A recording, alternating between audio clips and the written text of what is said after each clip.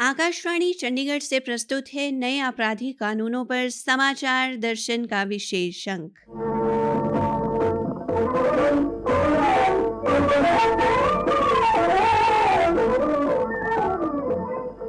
आज के अंक में शामिल है देश में 1 जुलाई से लागू होने जा रहे नए आपराधिक कानूनों, भारतीय न्याय संहिता 2023, भारतीय नागरिक सुरक्षा संहिता और भारतीय साक्ष्य अधिनियम को लेकर कानूनविदों से आकाशवाणी समाचार की विशेष बातचीत।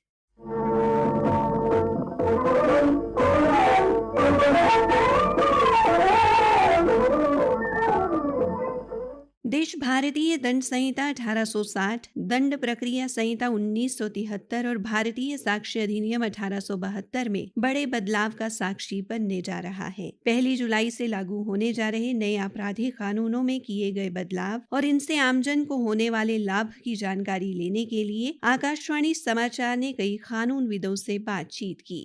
आइए मिलते हैं हिसार से अधिवक्ता नरेंद्र सिंह पानू से और उनसे लेते हैं नए आपराधिक कानूनों के बारे में जानकारी।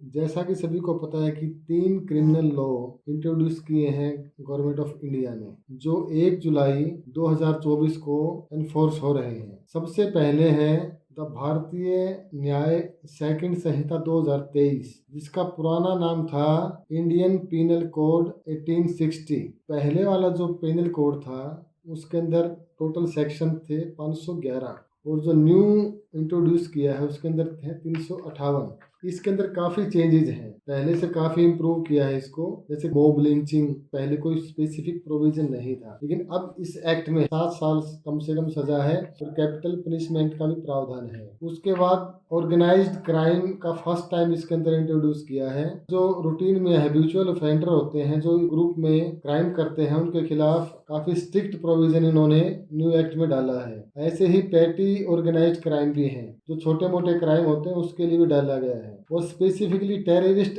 एक्ट का भी प्रोविजन इसी एक्ट के अंदर डाला गया है। जो संहिता है इसमें इकोनॉमिक सिक्योरिटी भी इंक्लूड है। अगर कोई गवर्नमेंट की प्रॉपर्टी है उसको नुकसान पहुंचाता है, डिफेंस में कुछ करता है, तो वो टेररिस्ट एक्ट में ही इंक्लूड होगा। और कॉइन और जो हमारी करेंसी होती है, अगर वो फेक बनाते हैं या उसका मिसयूज करते हैं बना के, तो वो भी इसके अंदर ही होगा। और या किडनैपिंग और एब्डक्शन करते हैं किसी भी बंदे को भारत का, और फिर सरकार से इलीगल डिमांड करते हैं कोई भी, तो ये भी टेररिस्ट एक्ट में इंक्लूड होगा। ये फर्स्ट टाइम इसमें किया गया है। और ऐसे ही हिट एंड रन केस, पहले 10 साल तक की सजा का प्रोविजन किया गया है और इसमें डॉक्टर्स को एक्सक्लूड किया गया है, उनको केवल 2 साल तक की सजा का ही प्रोविजन इसमें रखा है अगर डेथ काज होती है नेग्लिजेंसी से। और इसमें जो डिलीट किए गए हैं कुछ चीजें जो पहले इसमें क्रिमिनलाइजेशन ऑफ होमोसेक्सुअलिटी है, अडल्ट्री है, इन्हें रिपील कर दिया है इनको। और जो सीडिएशन जो पहले था उसको अब चेंज कर दिया गया है। पहले राजद्रोह का प्रोविजन था, लेकिन अब देशद्रोह कर दिया गया है।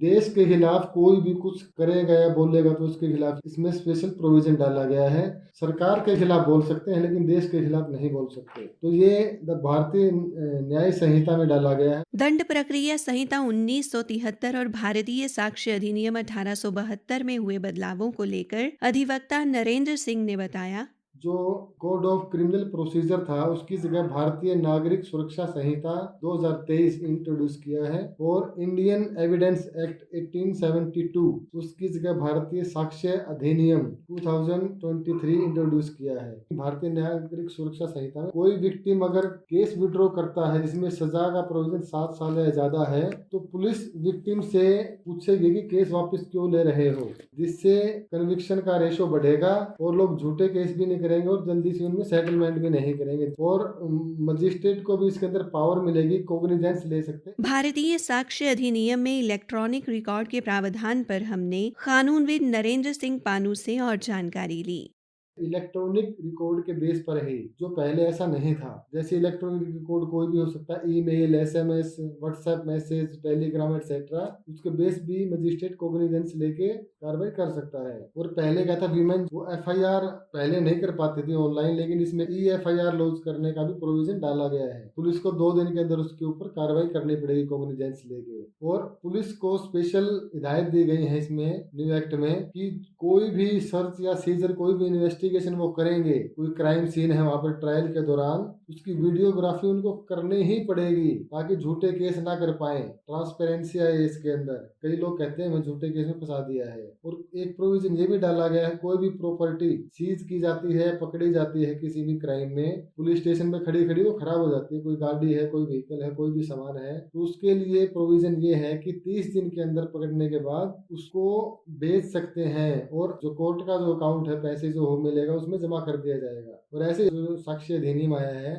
उसके अंदर इलेक्ट्रॉनिक एविडेंस है, उसको एडमिसिबल माना जाएगा। पहले क्या था, कुछ कंडीशन होती थी तभी माना जाता था, लेकिन अब इसकी ऑथेंटिसिटी बढ़ जाएगी क्योंकि आज के जो दौर है इसमें इलेक्ट्रॉनिक एविडेंस की ज़्यादा ही डिमांड हो गई है और सबूत भी ज़्यादातर इलेक्ट्रॉनिक फॉर्म में ही मिलते हैं। तो ये है सब काफ़ी जो बेसिक जो चेंजेस आए हैं वो मैं बता पा रहा हूँ। हमने रेवाड़ी की विवेचना न्यायिक अकादमी के निदेशक अधिवक्ता रणजीत सिंह से भारतीय न्याय संहिता की विभिन्न धाराओं के बारे में जानकारी ली। धारा 63 और 64 बलात्कार के बारे में बात करती है, उसको डिफाइन करती है और उसके साथ साथ उसकी सजा का प्रावधान भी बताती है। इसी तरह से धारा 65 उन महिलाओं के बारे में बात करती है जिनकी उम्र 16 वर्ष से कम है। इसी के अंदर एक कैटेगरी और है जो उन महिलाओं के बारे में बात करती है जिनकी उम्र 12 वर्ष से कम है। ऐसों पर कानून का रुख ज्यादा सख्त है और इसलिए इसमें सजा के प्रावधान अत्यंत कठोर किए गए हैं। धारा 68 अथॉरिटी में किसी व्यक्ति के द्वारा यौन शोषण करना, इसके बारे में बात करती है। धारा 70 गैंग रेप के बारे में। धारा 72 इसी तरह से यौन शोषण, इस तरह के जो पीड़ित हैं उनकी पहचान किसी भी तरह से उजागर ना करना, ना ही छापना, ना प्रकाशित करना और ना ही किसी माध्यम से ऐसी बात छापना जिससे उनकी पहचान हो सके, उस पर पूरी तरह से प्रतिबंध लगाती है। धारा 73 बात करती है बलात्कार और सामूहिक बलात्कार और यौन संबंध सभी अदालती कार्रवाई को बिना अदालत की अनुमति के छापने या प्रकाशित करने से संबंधित। इस अधिनियम में बालकों के विरुद्ध अपराध और बच्चों के पुनर्वास व सामाजिक एकीकरण को लेकर अधिवक्ता रणजीत सिंह से लेते हैं और जानकारी।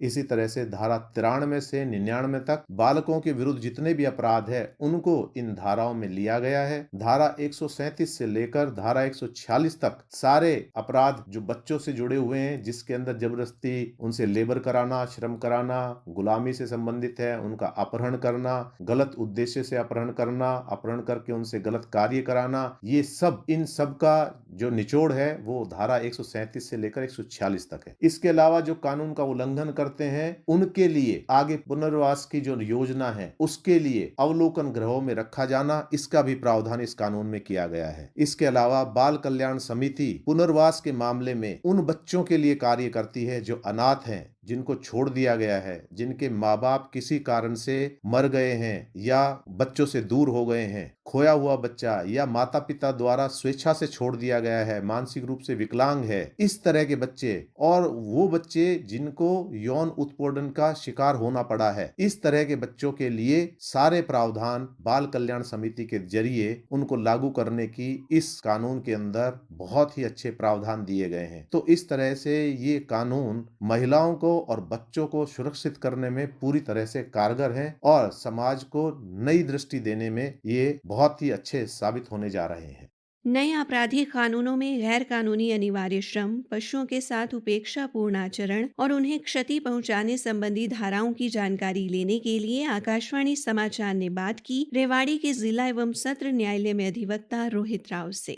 सबसे पहले हम देखते हैं धारा 146 जो कि गैर कानूनी अनिवार्य श्रम के बारे में बात करता है, जिसके तहत कोई भी अनिवार्य श्रम जो है वो गैर कानूनी घोषित रहेगा। उसके बाद है धारा 291 जो पशुओं के संबंध में उपेक्षापूर्ण आचरण के बारे में है कि अगर आपका कोई पालतू पशु है तो उसके आचरण के लिए भी आप जिम्मेवार होंगे। अभी हालांकि हाल में ही कुछ ऐसी सुप्रीम कोर्ट की जजमेंट्स भी आई थी जिसमें कुत्ते के काटने पर उसके मालिक को जिम्मेवार ठहराया गया था। अगली धारा है धारा 303 चोरी के लिए, धारा 304 झपटमारी से संबंधित, धारा 325 है पशु को मारकर या अपंग करके क्षति पहुंचाना। तो अगर आप किसी पशु को मार के या उसको क्षति पहुंचाते हैं तो आपके ऊपर खास दंड का प्रावधान है। भारतीय न्याय संहिता की धारा 326 को लेकर अधिवक्ता रोहित राव ने बताया, धारा 326 जो चोट, बाढ़, आग या विस्फोटक पदार्थ आदि द्वारा शरारत करने की है, जिसमें कृषि उद्देश्यों के लिए पानी की आपूर्ति या मनुष्य के लिए भोजन या पेय के लिए या जानवरों के लिए पानी की आपूर्ति को कम करने का कार्य शामिल है। मान लीजिए आप ऐसी किसी पदार्थ के साथ या जल के साथ ऐसी छेड़खानी करते हैं जिससे किसी के फसल का या खाने के जो सामान है कुछ क्षति पहुंचती है, तो स्पेशल प्रावधान है सजा के। इसके अलावा और एक दो धाराएं हैं। धारा 34 में कहा गया है कि किसी गांव के मामले के संबंध में नियुक्त अधिकारियों का यह कर्तव्य है कि वह रिपोर्ट बनाएं जिसमें वह अधिकार निकटतम मजिस्ट्रेट या निकटतम पुलिस स्टेशन के प्रभारी अधिकारी उनको देने लायक कोई भी जानकारी देने के लिए बाध्य हैं। धारा 164 से 166 तक की व्याख्या करते हुए कानूनविद रोहित राव ने बताया, तो धारा 164, 65 और 66 में भूमि या पानी जैसी अचल संपत्ति से संबंधित विवादों के मामले में अपनाई जाने वाली प्रक्रियाओं के बारे में बताती है, जिसमें उनके उपयोग के अधिकार से संबंधित मामले भी शामिल हैं। तो नए कानूनों के आने से इन प्रावधानों से फायदा यह होगा कि गांव के जो लोग हैं वो सीधे तौर पर न्यायिक प्रणाली से जुड़ जाएंगे और उनको किसी भी तरह की जानकारी चाहिए तो वो अपने निकटतम किसी भी पुलिस स्टेशन या प्रभारी से जाकर ले सकते हैं। मेरा देश, मेरा देश, मेरा देश, मेरा देश बदल रहा है, आगे बढ़ रहा है। मेरा देश बदल रहा है, आगे बढ़ रहा है। इसी के साथ समाचार दर्शन का ये अंक समाप्त हुआ। प्रस्तुति अश्विनी कुमार शर्मा, प्रस्तुतिकर्ता रतिका, प्रस्तुति सहायक नितिन कुमार।